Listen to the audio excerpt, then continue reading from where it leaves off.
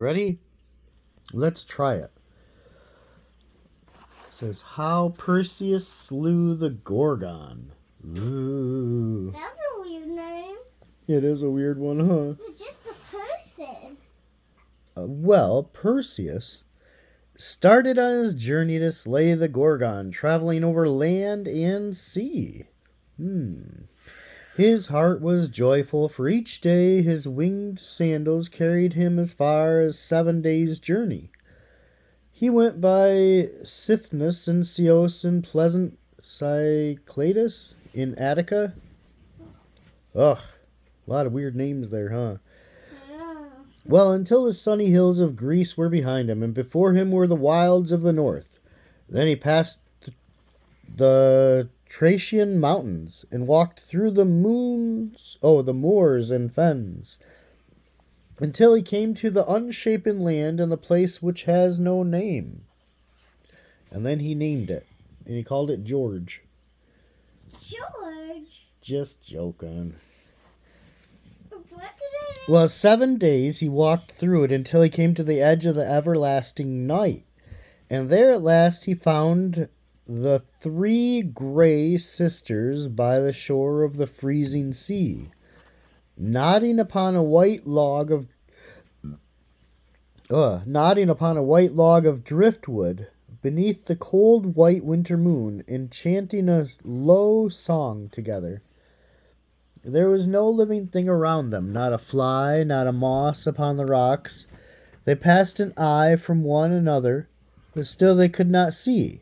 They passed a tooth from one another, but still they could not eat. And they sat in the glare of the moon, but they were none the warmer for her beams. And Perseus pitied these 3 gray sisters, but they did not pity themselves. He says, "Oh, wise mothers, tell me if you can the path of the gorgon."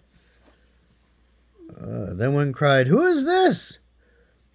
And another, "This is the voice of the one of the children of men." And he, "Oh, the rulers of Olympus have sent me to you to ask the way of the gorgon." Well, then one of the women answered, "There are new rulers in Olympus, and all new things are bad." Another says, "We hate your rulers and the heroes of all the children of men, and we are kindred of the Titans. Yeah, the giants and the gorgons and the ancient monsters of the deep." And another says, "Who is this insolent man who pushes unbidden into our world?" And one cried, "Give me the eye that I may see him." And another says, "God, give me the teeth that I may bite him." And Perseus, when he saw that they were foolish and proud, stopped pitying them. He stepped close to them and watched until they passed the eye from hand to hand, and as they groped about between them, he held out his own hand gently until one of them put the eye into it, thinking that it was the hand of her sister. And then he sprang back and laughed and cried, "Ha ha! I have your eye, and I will throw it into the sea unless you tell me the path of the gorgon." Well, then they wept and chattered and scolded, but in vain, for they were forced to tell the truth. "Okay," they says. "You must go," they said, "foolish boy, to the south, into the ugly glare of the sun, until you come to the Atlas of the giant, who holds the heaven and the earth apart. You must ask his daughters, the Hesperides. Hesperides? And now give us back our eye, for we have forgotten all the rest." So Perseus gave him back the eye, but instead of using it, they fell fast asleep, and they were turned back into blocks of ice until the tide came up and washed them all away. And now they just float up and down like icebergs, forever weeping when they meet the sunshine. But Perseus leapt away south, leaving the snow and the ice behind him, past the Isle of Hyperions and the Tin Isles and long Iberian shore. While the sun rose higher day after day upon a bright blue sea, the seagulls swept laughing round his head and called him to stop and play, and the dolphins leapt up as he passed. All night long the sea nymphs sang sweetly, and the Tritons blew upon their conch shells, and they played round Galatea, their queen, in her carriage of pearled shells. Ooh, that sounds pretty. A whole carriage of pearls. Well, Perseus skimmed over the billowing sea, and he leapt from wave to wave until he saw far away a mighty mountain. Yeah, its feet were wrapped up in forests and a head in the clouds. Perseus knew right away it was Atlas, who holds the heavens and the earth apart. So he leapt onto the shore and wandered upwards among pleasant valleys and waterfalls and tall trees and sterns and flowers, and at last he heard his sweet voices singing, and he guessed that he had come to the garden of the nymphs, the daughters of the evening star. Ooh. Well, they were dancing hand in hand and around a charmed tree which bent its golden fruit. Around the tree foot was coiled a dragon, old and laden and sleepless snake, whose lies there forever singing, listening to the song of the maidens, and blinking and watching with bright dry eyes. When they saw Perseus, they called, "Who are you? Are you Hercules the mighty, who would come to rob our garden and carry off our golden fruit?" And he answered, "I'm not Hercules the mighty. I want none of your golden fruit. Tell me, fair nymphs, the way which leads to the Gorgon, that I may go on my way and slay her." "Oh, not yet, fair boy," they says. "Come here and play with us. Play with us for a while and come and dance. Dance here. Well, because we've danced for 1,000 years and our hearts are weary with longing for somebody to come and play with us. So come, play, dance." "Oh, I can't dance with you, fair maiden," says Perseus, "for I must do the errands of the gods." Then they sighed and they wept and they answered, "Oh well, the Gorgon will freeze you into stone anyway." "Well, it is better to die like a hero than to live like an ox in a stable," says Perseus. "The gods have lent me weapons and they give me the skill to use them." Then they sighed again and answered, "We know not the way to the Gorgon, but we will ask the giant Atlas if you want." So they went up to the mountain of Atlas, their uncle, and Perseus went up with them, and they found the giant kneeling as he held the heavens and the earth apart, and they asked him. And he answered mildly, pointing to the sea with his muddy hand, "I can see the Gorgons lying on an island far away. For this youth you can never come near them unless he has a hat of darkness, as whoever wears it cannot be seen." Ooh, he becomes invisible. Ba, ba, ba. Then cries Perseus, "Where's the hat? Where can I find it?" And the giant smiles, "No living mortal can find that hat, for it lies in the depths of Hades, in the regions of the dead. But my nieces, they're immortal, and they can fetch it for you, if you promise me one thing." So Perseus promised him anything, and the giant says, "When you come back with the head of Medusa, you shall show me the beautiful horror, that I may lose my feeling and my breathing, and become stone forever." Wow. He was having that hard of a time holding up the world and the heavens apart. He just wanted to become stone. It says, "For it is weary labor for me to hold the heavens and the earth apart." Just what I thought. Then Perseus, he promised again, and the eldest of the nymphs went down to the dark caves among the cliffs. And Perseus and the nymphs waited trembling for 7 days until the nymph came up again.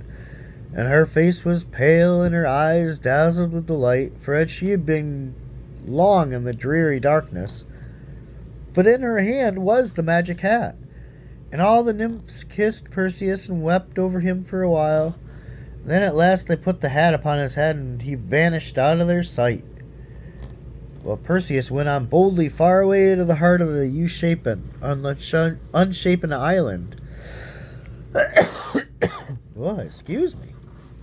Beyond the streams of the ocean, to the isles where no cruise ships, and where is neither night nor day, where nothing was right in its place and nothing has a name, until he heard the rustle of the Gorgon's wings and saw the glitter of the bronze talons, and he knew that it was time to halt, or Medusa would freeze him into stone. So he rose into the air and held his shield above his head like a mirror and looked up into it so that he might see all that was below him. And the 3 Gorgons were sleeping, as huge as elephants. And he knew that they could not see him because the hat of darkness hid him, yet he was trembling as he sank down towards them. So terrible were those bronze claws. Ugh. They were all big and scary. Well, 2 of the Gorgons were foul as swine and lay sleeping heavily with their mighty wings outspread, but Medusa tossed to and fro restlessly. And as she tossed, Perseus pitied her, for she looked so fair and sad, and her plumage was like a rainbow, and her face was like a nymph's. Perseus had not the heart to strike, and said, that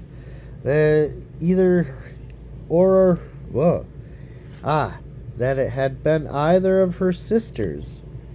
But as he looked from among her hair, the snakes had awoke, and they peeped up, and the bright dry eyes showed their fangs and hissed, and Medusa, as she tossed, threw back her wings and showed her bronze claws.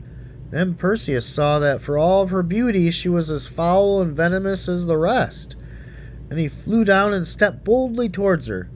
Looking steadfastly into his mirror, he struck once and did not need to strike again. He used a mirror because whoever looked at Medusa straight would turn to stone. So he used a mirror to fight her. Yeah, that's what that meant. And then he wrapped up the head in a goat skin and turned away his eyes and sprang into the air, and faster than he had ever sprung before. And he flew because he had flying shoes.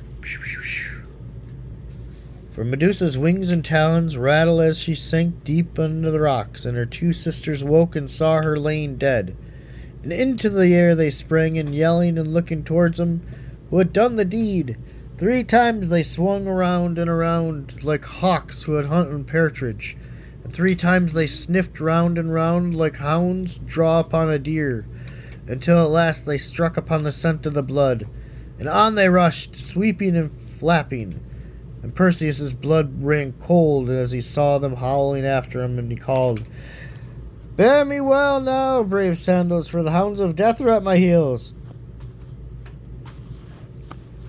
And well, the brave sandals bore him across the shoreless sea, and fast followed the hounds of death. As the roar of the wings came down the wind, but the roar became fainter and fainter, and the howl of their voices died away, for the sandals are too swift even for the Gorgons, and by nightfall they were way turbo far behind. So 2 black specks in the sky, until the sun sank and he saw them never again. Well then, Perseus again came to Atlas in the garden of the nymphs, and when the giant heard him coming, he groaned and said, fulfill your promise now." And then Perseus held up the Gorgon's head, and Atlas made rest for all of his toil, for he became a crag of stone, and he sleeps forever far above the clouds. And then Perseus thanked the nymph and asked them, "By what road shall we go homeward?" And they wept and cried, "Go home no more, but stay and play with us now." But he refused, so they told him the way to go, and they said, "Take with you this magic fruit. If you eat it, you will not go hungry for 7 days." Then the nymphs kissed Perseus and wept over him, and he leapt down the mountain and flew off into the distance, getting smaller and smaller and smaller out to sea. And that's the end of that one.